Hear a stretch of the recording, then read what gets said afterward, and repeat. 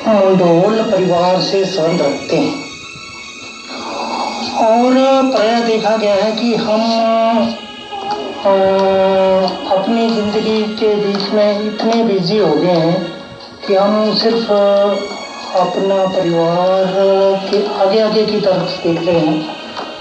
जैसे हम देवी देवताओं की पूजा करना भी हमारे को कम हो गया है, उसी प्रकार से हमें अपने पूर्व ज़्यादा तो नहीं कि एक दो पीढ़ी में जो हमारे बुजुर्ग से क्या करते थे और उन्होंने हमारे लिए क्या किया उसके बारे में हमें जानकारी होनी चाहिए। तो एक संक्षिप्त में मैं आपको आज एक जानकारी देना चाहता हूँ। जो भी हमारा मंडोल परिवार है, आजकल तो मंडोल परिवार इतना फल फूल गया है कि आगे के जो लोग हैं उनको, जो पीछे हमारे बुजुर्ग थे, उनके बारे में जानकारी नहीं है।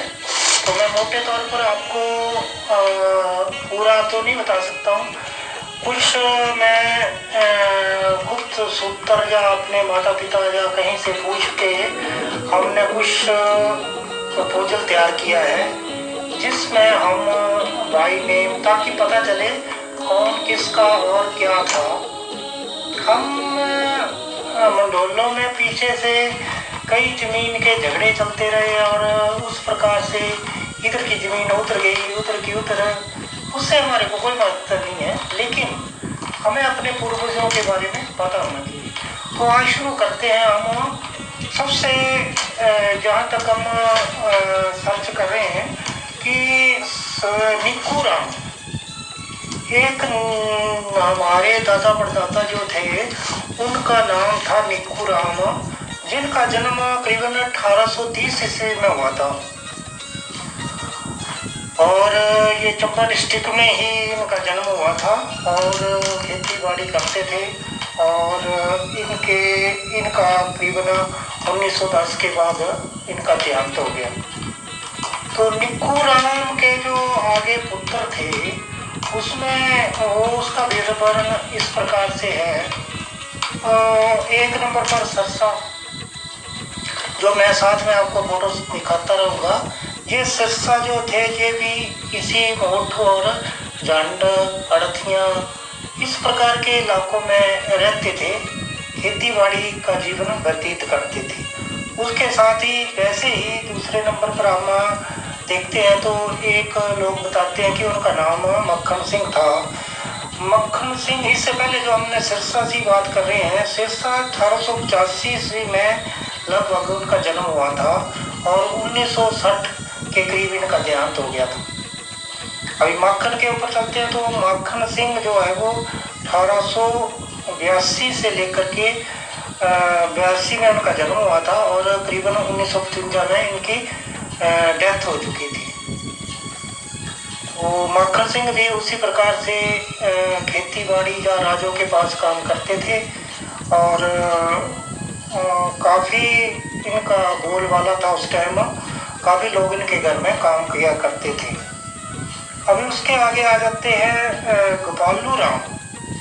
गोपालू राम का जन्म लगभग 1864 में हुआ है इसका इनका, और ये 1934 दिसंबर के करीब इनका देहांत हो गया। गोपालू राम के जो आगे औलाद हुई है उसके बारे में आगे चर्चा करेंगे और अभी हम निक्कू राम के लड़कों की जो है चर्चा कर रहे हैं। उसके आगे आ जाता है गोकल।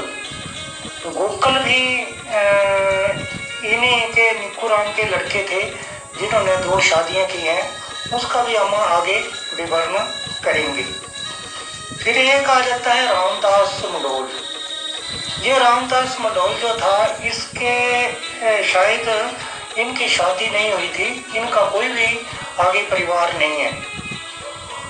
तो अमूमन देखा गया है कि जो जिनके बच्चे नहीं होते हैं उनको औतर कहा जाता है और उनकी पूजा की जाती है। मेरे ख्याल में तो यही होंगे, रामदास होंगे। इस प्रकार जो निक्कू का परिवार जो बड़ा है उसमें सिरसा आ गया, माखन सिंह आ गया, गोकल आ गया, गोपालू और रामदास। यहाँ पर जो था ये निक्कू के पुत्र थे और इन्होंने अच्छा जीवन व्यतीत किया।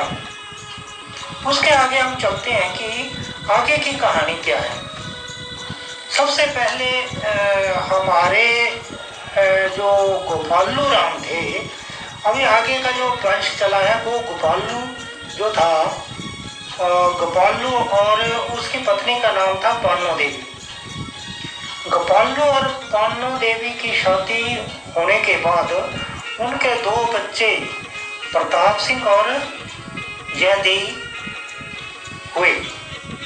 प्रताप सिंह जो बड़े, उनके पिता का देहांत छोटी उम्र में ही हो गया था और प्रताप सिंह की शादी जल्दी हो गई थी।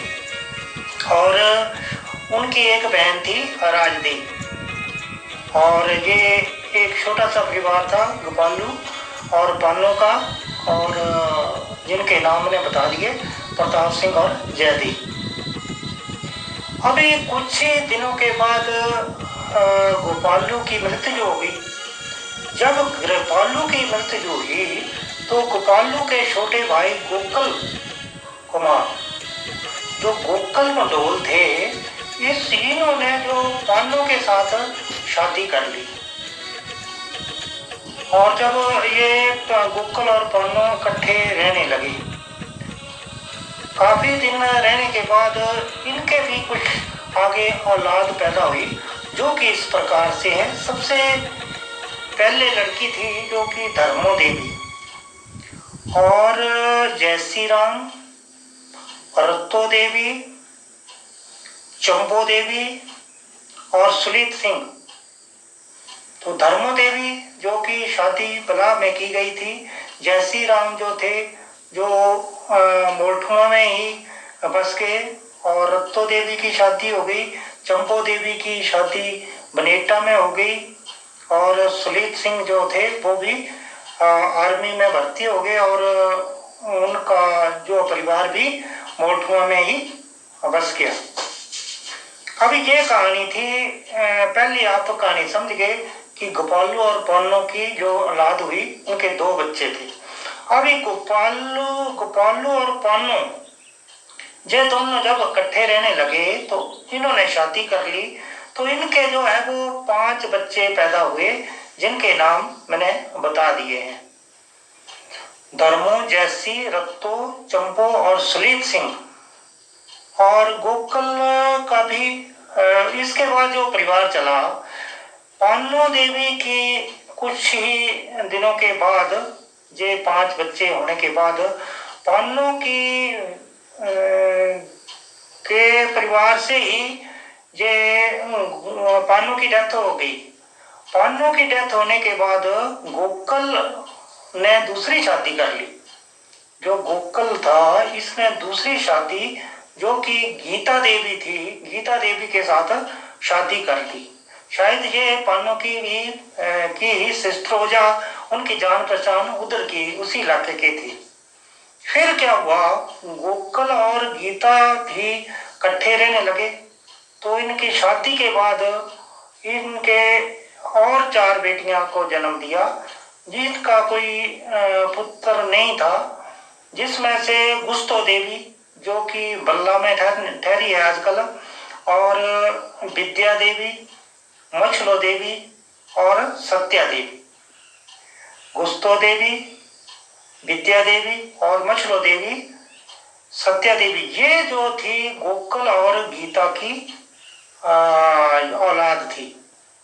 और इनके जब ये पूरा झमेला चल पड़ा, हमारे पिताजी मतलब प्रताप सिंह जी और सुलीत सिंह, जयसी राम, ये इकट्ठे रहने लगे। कुछ दिन ही रहे, उसके बाद जो सबसे बड़ा बेटा गोपालू का प्रताप सिंह, वो चंबे की जितनी भी जमीन थी उस अपना हिस्सा छोड़ करके वो बला में आ गए, डिस्ट्रिक्ट कांगड़ा बस के। जयदेव के भी बारे में ज्यादा नहीं है, इनकी आगे औलादें होंगी, उनका भी हम पता कर लेंगे। दूसरे में चले हैं तो जो गोकल था, गोकल की मृत्यु 1996 में, लगभग 26 जनवरी 1996 के लगभग जे बल्ला में हो गई। लेकिन इनकी जो मृत्यु हुई है वो उसके भांजे कर्नेलो के पास हुई। तो सोचने वाली बात यह है कि गोकल के जो पुत्र थे वो मोटमा में थे और इनकी मृत्यु भांजे के पास हो गई और इनका जो पूरा हिसाब किताब होता है वो यहीं पर ही हुआ। अभी इसके अलावा कुछ ही दिन पहले जयसी राम की मृत्यु हो गई, प्रताप सिंह की मृत्यु हो चुकी है। इसके बाद कुछ मछलो देवी भी नहीं है, अभी चंबो देवी नहीं है। तो इसमें से काफी लोग हमारे पूर्वज जा चुके हैं। अभी नई जनरेशन में जैसे प्रताप सिंह के 3 लड़के, उसके बाद सुलीप सिंह के 3 लड़के, इस प्रकार से आगे परिवार चल रहा है। तो मैं आप मंडोल परिवार से यही गुजारिश करता रहता हूँ कि काम ये एक चक्कर है, इस चक्कर के बीच में जो आया है एक दिन सभी ने जाना है। तो इस चक्कर के बीच में एक इतिहास होना चाहिए ताकि हम जब चले जाएं तो हमारे आगे बच्चों को भी उसके बारे में पता होना चाहिए कि हमारे माता पिता, दादा परदादा या पीछे हमारा वंश कहाँ से शुरू हुआ है और वो क्या करके गया और हम क्या करके गए। तो मैं अभी एक छोटा सा वीडियो डाला है, इसके आगे मैं अभी काफ़ी पूछताछ करने जाऊंगा। अभी काफ़ी जो हमारे पुराने जो बुजुर्ग हैं समझदार, तो उनसे हम डिस्कस करेंगे और भी आपको जानकारी लेकर आएंगे ताकि आपको अपने वंश के बारे में पता चल जाए। धन्यवाद। जय माता दी।